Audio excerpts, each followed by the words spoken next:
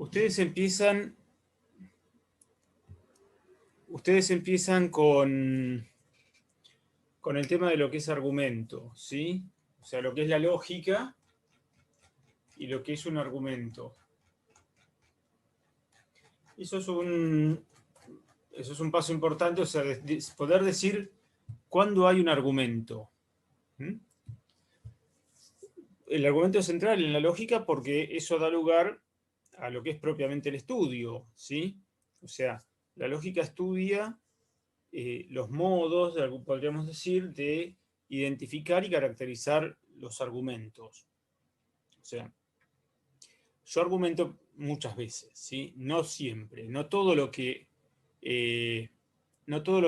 hacemos es una argumentación. ¿Mm? Lo que nosotros hablamos, contamos cosas, pero en algunos casos argumentamos. Cuando argumentamos es porque estamos justificando algo. Y acá entonces identificamos lo que es ¿vieron? Uno de los ejercicios era ver las partículas que introducen premisas y las partículas que introducen conclusión. Entonces, yo voy hablando y digo, tengo información y a partir de esa información, les decía, yo saco una conclusión. Cuando yo digo sacar una conclusión, lo que estoy haciendo es inferencias. Esta es una palabra fundamental en la lógica. Inferir. Eso es, a partir de la información que yo tengo, de los datos, digo algo que no se dijo anteriormente. El tema es esto, yo podría sacar una conclusión apresurada, una conclusión que no tiene que ver con las premisas. Y entonces ahí la lógica interviene y dice, bueno, esta inferencia no es lícita, no es válida. O hay inferencias que son mejores que otras, ¿bien? Entonces, bueno, ese es el punto de partida. Nosotros identificamos la lógica como una disciplina que estudia los razonamientos y que busca caracterizarlos. Tenemos que explorar esta habilidad de identificar argumentaciones. Y una vez que hemos identificado una argumentación, poder detectar dentro de ella lo que es su premisa y sus premisas y la conclusión. Bien. Entonces, bueno, pasamos ahora a una parte más técnica, que es la noción de proposición. La proposición es un enunciado, una oración, que contiene información. Lo que podemos decir también que es una oración que describe un estado del mundo. Yo digo, la clase se está grabando, ¿sí? Eso es una proposición. El día está soleado, eso es otra proposición. ¿Bien? Entonces tenemos un montón de proposiciones que las identificamos con la información. La lógica se detiene en esas expresiones del lenguaje que son las proposiciones. Si yo digo, cómo me duele la cabeza, no suele ser una proposición porque es una expresión del sentimiento, cómo me gusta eso. Bien, la idea de proposición es una oración con un contenido informativo, un sujeto, un predicado, ¿sí? Si yo digo, qué calor, es una expresión. O si yo doy una orden, corta el pasto, también deja de ser una proposición, es una oración de carácter imperativo. A la lógica le interesan solamente las oraciones declarativas que llamamos proposiciones. ¿Bien? Las proposiciones entonces forman los argumentos, los razonamientos. Tanto las premisas como la conclusión son proposiciones. Ustedes tienen un ejercicio, por ejemplo, donde puede ser que con diferentes oraciones estén diciendo la misma proposición. Porque en el fondo la proposición, lo que hace, ya voy, lo que hace la proposición es pensar un contenido. Después la expresamos en inglés, en francés, en activa, en pasiva, pero la proposición sería la misma. Sí, ¿quién quería decir algo? Yo quería consultar si esas serían las frases nominales, lo de las proposiciones. Dentro de las proposiciones aparecen las frases nominales. Ahora vamos a ir a ellas. Ok. ¿Qué número de Yo ejercicio quería era? preguntar algo también. Bien, pregunten. ¿Se me escucha? Lourdes, Hay veces que, por ejemplo, en una oración tenemos información, ¿no? sí. Pero que no siempre es un argumento, o siempre es un argumento, porque, por ejemplo, hice algunos ejercicios que no tenían razonamiento, pero me daban información de, no sé, Inglaterra queda lejos, ponele. Y no tenía argumento. Claro. Vos para tener un razonamiento o un argumento tenés que tener una colección de proposiciones. ¿Sí? Yo te digo, hoy es jueves, el día está soleado, mañana me voy a ir de viaje a tal lugar, y esto es toda información, pero no hay un razonamiento, no hay un argumento. ¿Sí? Sí, Entonces, que bueno. haya proposición no es garantía de que haya razonamiento o argumento. ¿Bien? ¿Tiene que hablar todo de lo mismo para que sea un argumento? Porque, o sea, todas afirmaciones, como usted lo dijo recién, no son, eso no entiendo, y ahí me confundo. Claro, yo tengo afirmaciones, ¿sí? Yo tengo información, que son afirmaciones, son proposiciones. Yo a partir de esa información infiero algo, ¿sí? El tema es que puede ser un delirio, ojo, yo te digo, hoy es jueves, está soleado, entonces mañana caerá un chaparrón. ¿Eso es un argumento? Sí, sí, totalmente inválido, porque la conclusión no tiene nada que ver con las premisas, no se infiere tan fácilmente, ¿te das cuenta? No hay una continuidad. Entonces, ¿hay Ok. argumento? Sí. ¿Hay proposiciones? Desde ya.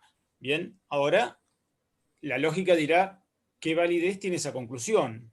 ¿Mm? Entonces, eso, por ejemplo, no sería un argumento. Sí, sí, sí, sí. Es un Ah, argumento. lo es. En el momento que yo te pongo un entonces, por eso, en conclusión, ya es un argumento.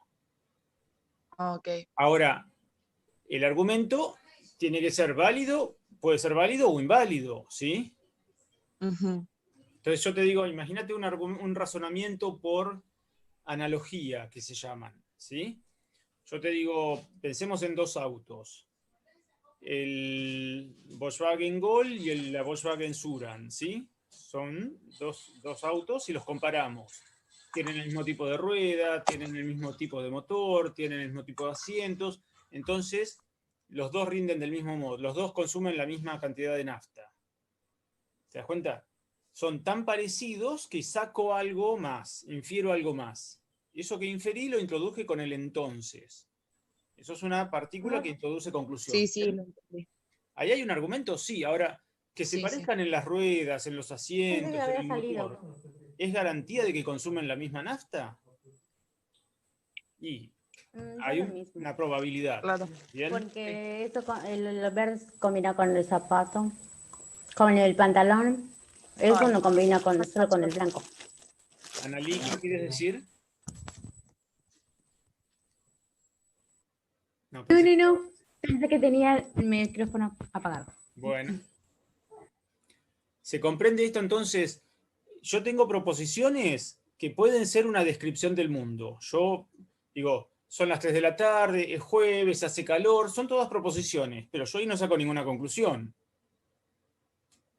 Ustedes van a tener en el parcial ejercicios donde hay oraciones que son proposiciones, pero no pretende sacar ninguna conclusión. ¿Bien? Cuando yo digo, bueno, hoy es jueves, son las 3 de la tarde, hace calor, infiero que en una hora seguirá haciendo calor. ¿Bien? Eso es un argumento. Concluyo que en una hora seguirá haciendo calor. Eso es un argumento. ¿Te puedo preguntar algo? Sí, sí. Yo entré tarde al Zoom porque tuve un problema con internet. No sé si ya te lo preguntaron.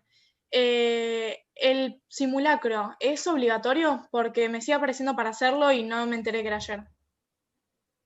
No, no, no, no, no, no es obligatorio. No, no, no. Ok. ¿Hasta cuándo está el simulacro? ¿Sabes qué? No me acuerdo. Tendría que mirar, espera que miro la pantalla de nuevo y ya te digo.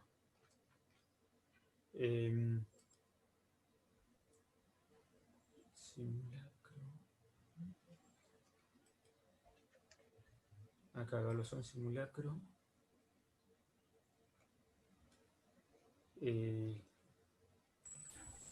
¿Va a ser calificado?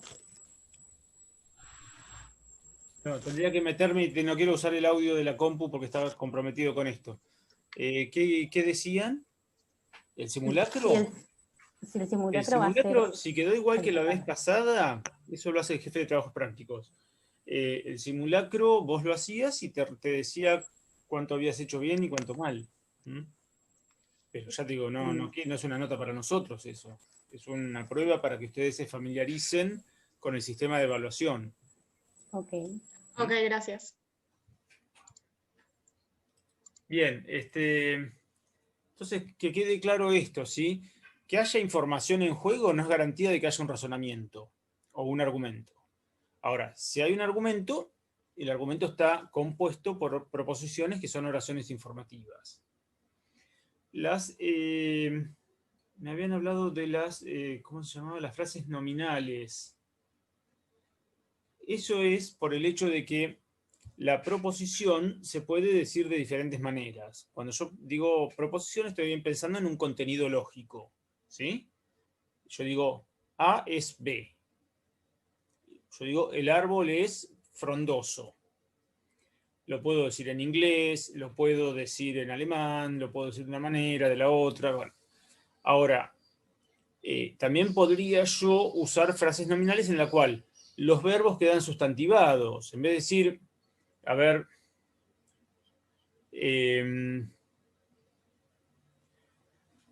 la justicia actúa lentamente. Yo podría decir la lenta acción de la justicia. Entonces, la lenta acción de la justicia es una frase que no tiene verbo. ¿Bien? Es una oración que no tiene verbo. ¿Es una proposición? Sí, es una proposición, pero lo que pasa es que está expresada por medio de una frase nominal. Digamos, no es un tema central en nuestra materia, es una advertencia para decir, bueno, la proposición como contenido lógico puede expresarse de diferentes maneras, entre ellas por medio de una frase nominal. Muchas veces también alguna proposición puede expresarse como si fuese una orden, ¿no? Entonces, bueno, son las 3 de la tarde, hace calor, bueno, ponete a cortar el pasto, ¿sí? Ahí habría un argumento, una inferencia, pero está expresada como una orden. ¿Sí? Eso se puede cambiar, ¿bien? Profe, una pregunta. Las frases nominales, las que no tienen verbo, se diagraman, no se diagraman entero como un... ¿Se entiende lo que estoy queriendo Cuando decir? vas a la diagramación por medio de círculos y flechas, decís. Claro, pero Sí. cuando no hay verbo, por ejemplo, ¿es eso que vos tenés que sobreentenderlo? ¿En timemas se llama? No, en el entinema vos sobreentendés una proposición, no un verbo. ¿Te das cuenta? Ah, ok, ok. ¿Tenés un ejemplo a mano de un entinema? Estamos muy perdidos. Yo también me equivoco porque soy humano. ¿Y cuál sería lo que no está dicho? Todos los humanos se equivocan. Bien, ahí está. ¿Ves? Directamente una proposición entera se sobreentendió. Claro, no, pero como... No, nada, algo que yo no entendí, En pero el ya lo caso entendí. de la frase nominal, es un modo distinto de decir una proposición. Tradicionalmente nosotros usamos muchos verbos. Es decir, bueno, yo digo, la mesa es de madera, la remera es blanca, ¿sí?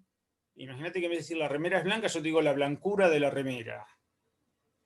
En nuestro modo coloquial no usamos frases nominales. Esto podría llegar a aparecer en un escrito, ¿sí?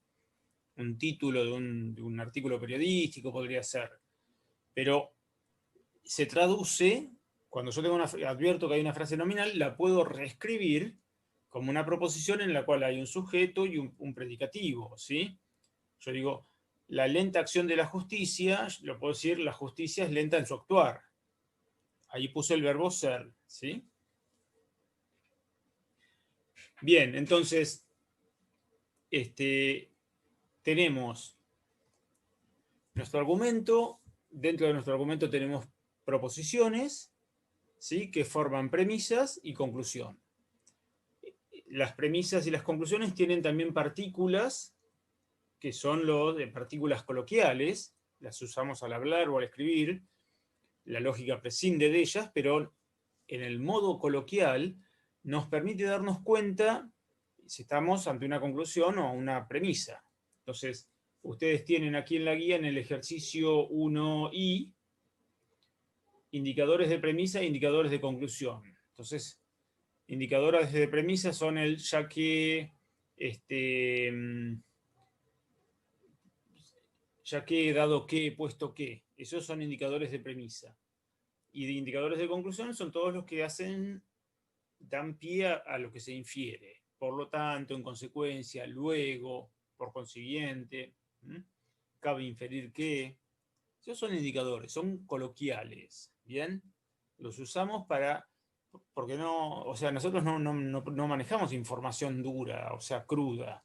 Nosotros vamos hablando y vamos hilvanando toda esta información y entonces, con estas partículas se produce un discurso, ¿sí? Si no, sería una secuencia de enunciados, que eso es lo que se hace con un robot, por ejemplo. En una programación informática, vos no vas poniendo metáforas, tenés que poner información tal cual, valores, y si tuvieras un robot, va a ir entendiendo los comandos que le llamamos, que son proposiciones. Bien, el ejercicio 2 entonces lo que busca hacer es identificar cuál de las frases que hay es un argumento y cuáles son sus partes. Es importante advertir siempre que la conclusión está en cualquier parte del discurso. Es más, habitualmente nosotros presentamos nuestra conclusión y luego damos las premisas. ¿Sí? Imagínense en un diálogo muy doméstico, que yo me peleo con mi hermano y le digo, sos un idiota, porque, ¿bien? Yo empecé por la conclusión. Sos un idiota es la conclusión. Y el por qué introduce todas las premisas. Hiciste esto. Habitualmente no anda diciendo, bueno, dado que vos sos así, dado que vos hiciste esto, dado que no hiciste aquello, sos un idiota. Eso no, nadie habla así. Lo más frecuente es que uno diga primero lo que quiere y después lo justifica. Lo mismo pasa con un artículo científico. Yo digo, bueno, el COVID-19 tiene una vida media de tanto. Y hago todo un artículo para justificar, ¿sí?, como argumentación para esa tesis que presenté. ¿Bien?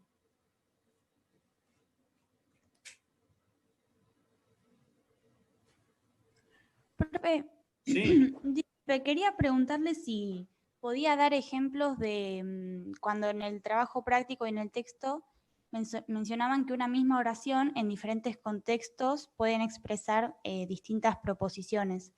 Porque no sé si les pasa a los compañeros, pero yo cuando lo leo entiendo, pero me cuesta formular uno de ese tipo. Recordame cuál era el ejercicio. ¿Tenés presente el número? Una misma oración. Creo que estaba en la página 2 del PDF. No lo tengo a mano, espérate que... No lo tengo a mano, pero era uno de los primeros. Eran de esos para rellenar y... Claro, en el 1C dice, usamos término proposición para referirnos al contenido. Oraciones distintas pueden expresar la misma proposición. ¿Bien? Entonces, oraciones distintas expresan la misma proposición. Entonces yo digo, Ana estima mucho a Elena, o si no, Ana tiene a Elena en alta estima.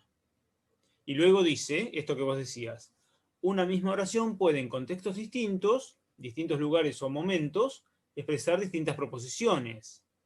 Fíjate que acá dice, quien ocupa actualmente la presidencia de la nación es una mujer. Esta es la mejor época del año. Por ejemplo, esta es la mejor época del año. ¿Cuál es? El verano, la primavera, el otoño, ¿sí? Entonces, esa oración, si yo pienso en el contenido de esa oración, no está dicho, porque como está dicho en un momento determinado, es ese momento en el que se dice es la mejor época del año. Entonces, la misma oración está remitiendo a diferentes contenidos. Yo lo digo en primavera. Esta es la mejor época del año. Pero otra persona lo dice en verano. Entonces, el contenido de esa oración es diferente, ¿sí? Porque no está dicha una parte. ¿Bien? ¿Se comprende eso? O si no, yo digo, el presidente de la nación hizo tal cosa. Ahora, dicho en un momento, el presidente es uno, y dicho en otro, el presidente es otro. Entonces, no estamos refiriéndonos a la misma persona como presidente. Eso es el puntito, ¿sí? Entonces, las proposiciones las decimos nosotros que vivimos en el tiempo y el espacio. Entonces, podría ser que una misma oración dicho en diferentes momentos remite a diferentes objetos, sujetos, personas, ¿sí? Yo estoy usando un Zoom gratuito de 40 minutos. En 10 minutos se puede cortar si entramos con el mismo enlace, ¿sí? No me acuerdo quién Julieta, me preguntaste vos por esto, ¿no? ¿Se comprende lo que estoy diciendo? Sí, fui yo. Sí, me costaba un poco diferenciarlos, por eso preguntaba si no le molestaba mencionar otros ejemplos y eso. Pero claro, el punto está ahí, que yo digo, imagínate que yo en un momento digo, esta es la mejor bebida, la mejor cerveza que tomé. Y lo dije anoche, ¿bien? Mientras estaba tomando una Stella Artois. Pero la oración mía es, esta es la mejor cerveza que tomé. En otro momento tengo otra cerveza y digo lo mismo. Entonces, ¿a qué remite? ¿Cuál es esa mejor cerveza que tomé? La que tengo en la mano, la que tengo en mi vaso, ¿bien? Entonces ahí está el problema de que esta oración, al ser dicho en diferentes momentos, remite, ¿sí?, a diferentes objetos. En rigor, si yo dijera esa proposición, esta es la mejor cerveza que tomé, si uno lo escribiese en un ejercicio de lógica, habría que poner cuál es el nombre de la cerveza. Y listo, y se termina el problema. Esta, o sea, Stella Artois, es la mejor cerveza que tomé. Bien, sigo un poquito más adelante ya con la diagramación. La diagramación es importante para que ustedes puedan pensar un argumento como un flujo, ¿sí? O sea, nosotros vamos discurriendo, ¿sí?, en el tiempo, vamos diciendo oraciones, pensando oraciones, las vamos uniendo y vamos generando el argumento, ¿bien? Entonces, eso hace que sea muy valioso, ¿no? Porque uno dice, bueno, a ver, ¿cómo llegó a pensar esta persona esto que está diciendo? Entonces, bueno, lo que usamos aquí en nuestra materia es un sistema en el cual las proposiciones quedan encerradas en un circulito. Todas las proposiciones deben ser numeradas y entonces, de arriba hacia abajo, dibujamos las premisas y por último, más abajo, la conclusión. Bueno, ahí la habilidad que se pone en juego es identificar. Si yo no identifico bien la conclusión, ya estoy frito, ¿sí? O sea, yo tengo que saber cómo termina al menos ese razonamiento, a dónde desemboca todo esto que se está diciendo. Si yo no puedo reconocer la conclusión y me equivoco en eso, no va a pasar ahora porque es un examen en plataforma virtual. Pero cuando esto se hacía el año pasado con lápiz y papel, pasaba esto. Los estudiantes por ahí confundían la conclusión, entonces lo que ponían abajo en realidad tenía que haber estado arriba.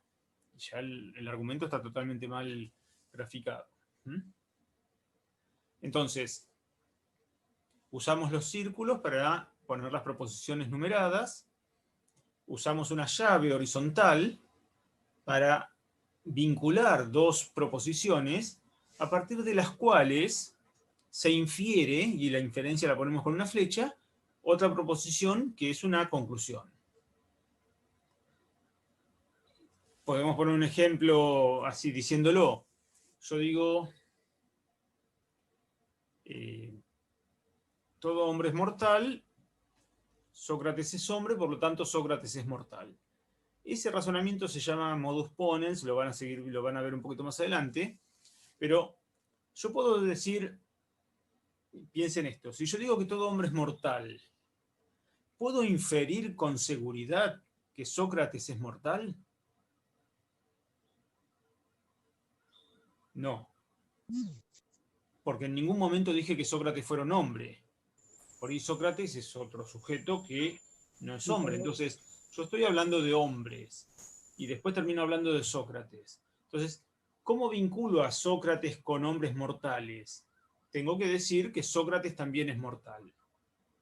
Entonces, todo hombre es mortal, a ver si me ven en la pantalla, todo hombre es mortal, Sócrates es hombre, y de ahí saco que Sócrates es mortal. La cualidad que prediqué de todos los hombres, la digo también de Sócrates. ¿Bien?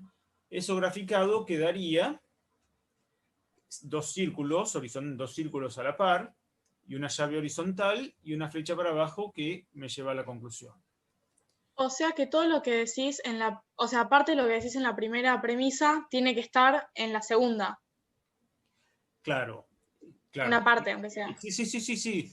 Los razonamientos son palabras, ¿sí? Son todas palabras. El tema es que yo entonces puedo vincular esas proposiciones porque hay palabras en común.